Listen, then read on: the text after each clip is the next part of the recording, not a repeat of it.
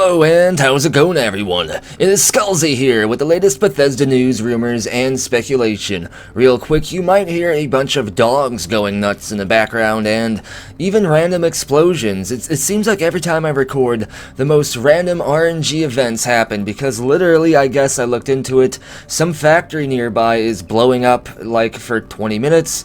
Apparently, so that's what's going on, but nonetheless, you probably won't hear anything, just in case, like, all my windows shatter at once and the sky demons come roaring into my room. You'll know why. I don't know how that's linked to a factory exploding. But nonetheless, I have a few interesting things to talk to you about in today's video. I believe I discovered that the Elder Scrolls 6 development pipeline is ramping up into full production, into 100% full production, which just shows you how confident and even how more stable and secure Starfield's release date is, which should already be known based upon a Todd Howard statement. But nonetheless, I wanted to share this discovery with you all today, and on top of that, I have a couple of other very interesting things to show you real quick in today's video as well, including the potential for there to be more Bethesda games, I guess, on the PS5 and even the PS4 somehow, at least according to the news, to the recent community discovery. That seems to be the take on this, but I'll give you my opinion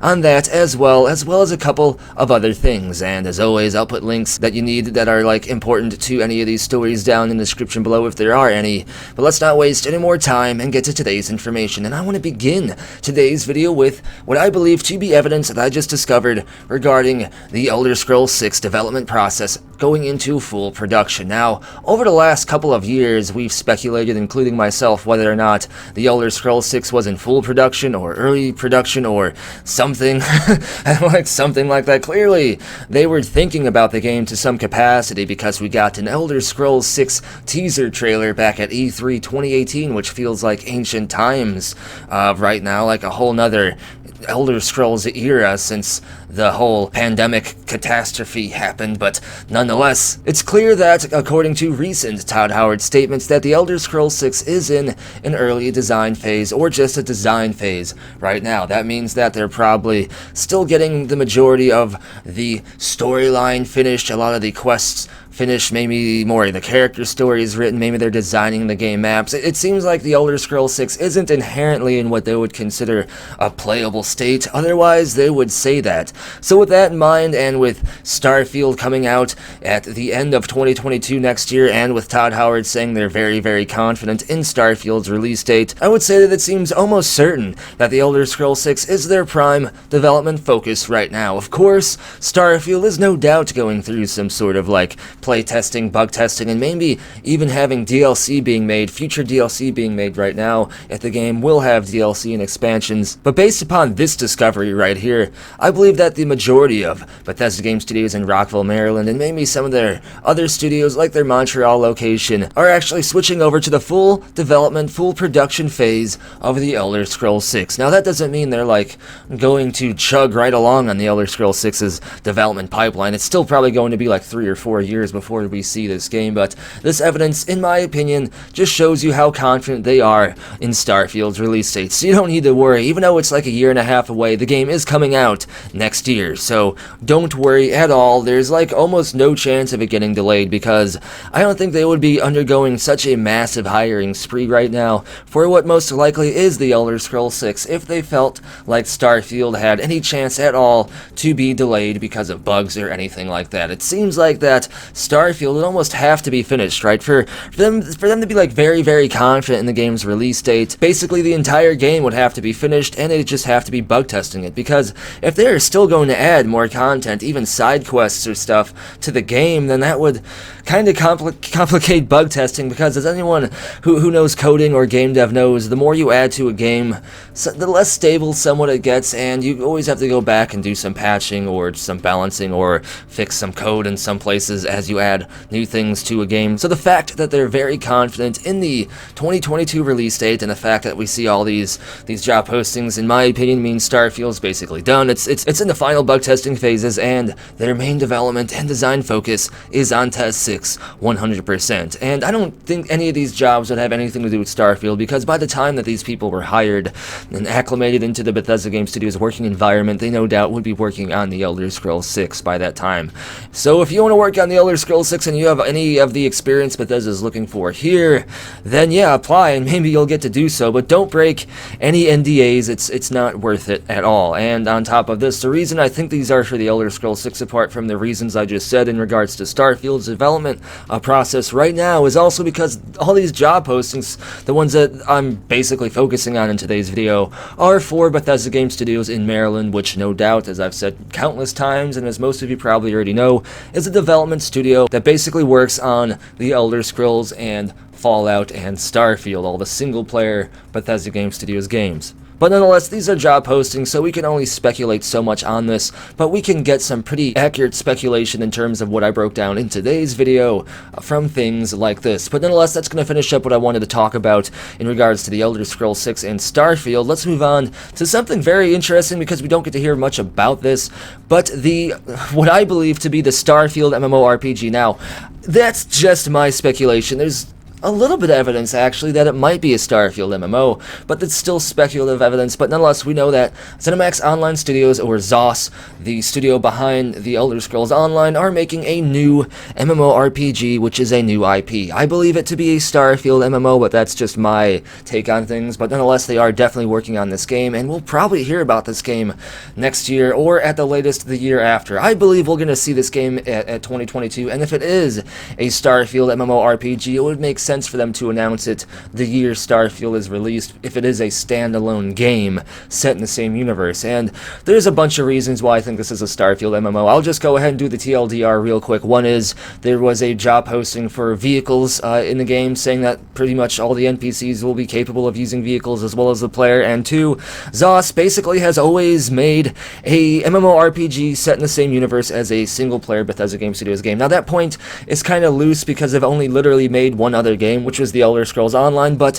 ZOS also helped work on Fallout 76 to a low-key capacity. So with all that in mind, I believe this is a Starfield MMO that will get announced and maybe even released next year, if not 2023. But there is a job posting that I believe is in regards to this game, and the job posting in itself isn't what I want to break down or pay attention to. It's actually just the fact that it mentions that they want you to have experience working on games for Windows, the PS4, the PS5, Xbox One, Xbox Series X, and S. And obviously, real quick, the main thing here that people are talking about already in the community based on this job posting discovery is that maybe ZeniMax is going to continue to make updated content or new games for the PS4 and the PS5. And no doubt there are some Bethesda games that are already on the PS4 and the PS5 that still might have content added to them in the future, which, I mean, is somewhat plausible still, but some people think that this means that the new ZeniMax Online Studios MMORPG will be on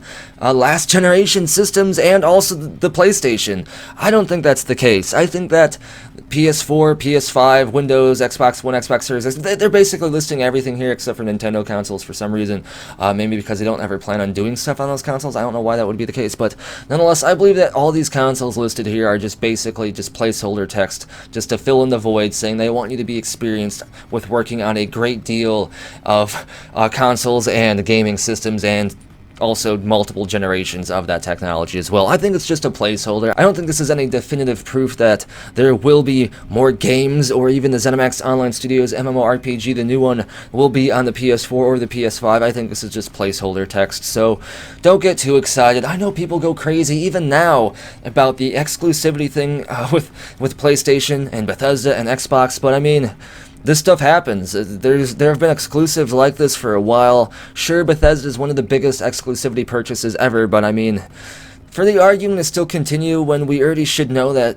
basically 100%, if not 99% of future Bethesda content will be Xbox and PC Microsoft exclusive. You should know that by now. If we get anything from Bethesda on the PlayStation, it'll be like a random situation. Very, very small chance. I wouldn't get hyped for that, unfortunately. I hate exclusivity, but I just gotta bring you what I believe to be the truth based on actual news here. And the last thing I want to talk about in today's video, actually the last couple of things real quick, there was, I guess, Brian Lawyer, who, it'd be awesome if Brian Lawyer was actually a lawyer, but someone named Brian Lawyer, according to Nano Polymath, whoever that is over on Twitter, actually tweeted out Brian Lawyer's compilation and breakdown of all the different concept art from the behind-the-scenes Starfield 2021 Insider video, and this video was almost more exciting than the actual teaser trailer we got at E3 2021, but nonetheless, he did a good job. Brian Lawyer did a great job actually just orchestrating all of this for you and showing you what he believes the inspiration in, what all these images are trying to portray, as well as just a couple of other discoveries in that trailer as well. I'm not going to break it down entirely in this video because I think that's kind of shady. That would be like taking someone else's work and just using it in my video just to lengthen the time for ad revenue. That's shady. I don't do that. Instead, I'll show you the thread and link it down in the description below. Please go and read this. If a lot of you drop down in the comments that you do want me to read this for you in a future video and give you my take on it, I will do that. But I just feel like using someone else's work like this just to add 5 minutes to my video is kind of crappy when I could just direct you to actually go to their work, even though I guess I am pointing you towards a Twitter link. Anyway, the last thing I want to talk about in today's video is there's some people saying that Fallout 76 probably only has 2 years left. That's not the case. People are misquoting a developer here, and this developer is actually just saying that they're already planning and working on the roadmap for the next 2 years of Fallout 76. That doesn't mean that the game is going to be limited to just 2 more years of content.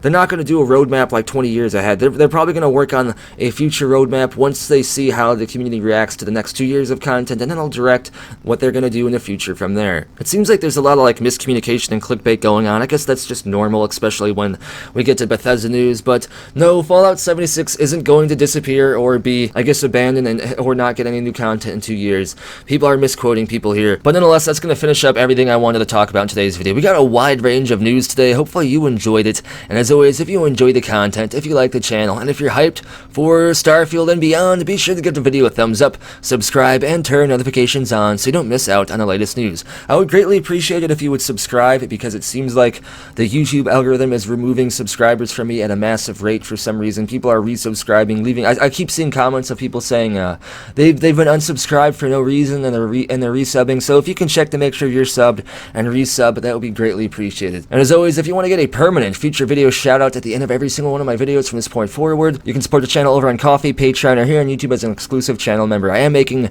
that list. It will be featured here this week, very, very soon actually. I'm almost done finally with that list. If you want to get added to this list, check for links on how to support the channel down in the description below, like I said, over on Ko-fi, Patreon, or here on YouTube as an exclusive channel member. And as always, thank you for watching. Be sure to tune in next time, when the random factory explosions are actually Todd Howard alien clones teasing Starfield through violence. Come on, Todd. That's not how you tease a game. Or is it?